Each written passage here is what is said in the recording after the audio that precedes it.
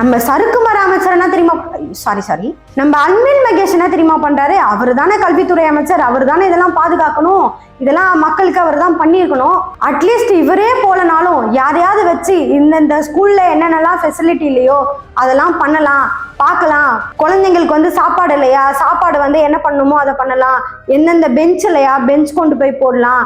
ஸ்கூலுக்குள்ளேயே இந்த மாதிரி பாம்பு பூச்சிலாம் இருக்கா, அதுக்கு எதனா ஃபெசிலிட்டிஸ் பண்ணி கொடுக்கலாம் அப்படின்றது இவர் பண்ணியிருக்கணும். ஆனால் எதுவுமே பண்ணாதனால தான் 2 உயிர் போயிருக்கு. இதை பார்த்து பெற்றோர்கள்லாம் என்ன சொல்றாங்கன்னா, நாங்கள் எதை வச்சு ஒரு கவர்மெண்ட் ஸ்கூலுக்கு எங்கள் குழந்தைங்கள அனுப்புறது? எங்ககிட்ட காசு இல்லாதனால தானே நாங்கள் கவர்மெண்ட் ஸ்கூலுக்கு அனுப்புகிறோம்.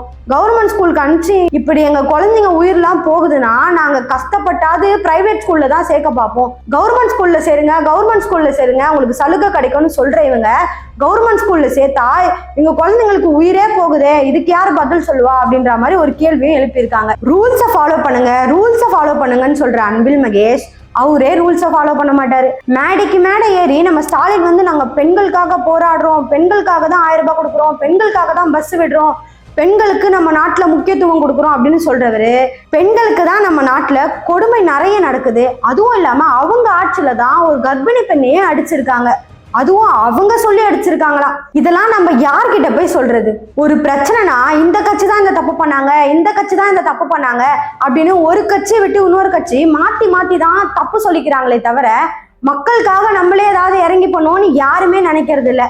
ஏன் திமுக அதிமுக குறை சொல்றாங்க, அதிமுகவை திமுக குறை சொல்றாங்க, மொத்தமா சேர்த்து டிவிகேவை குறை சொல்றாங்க.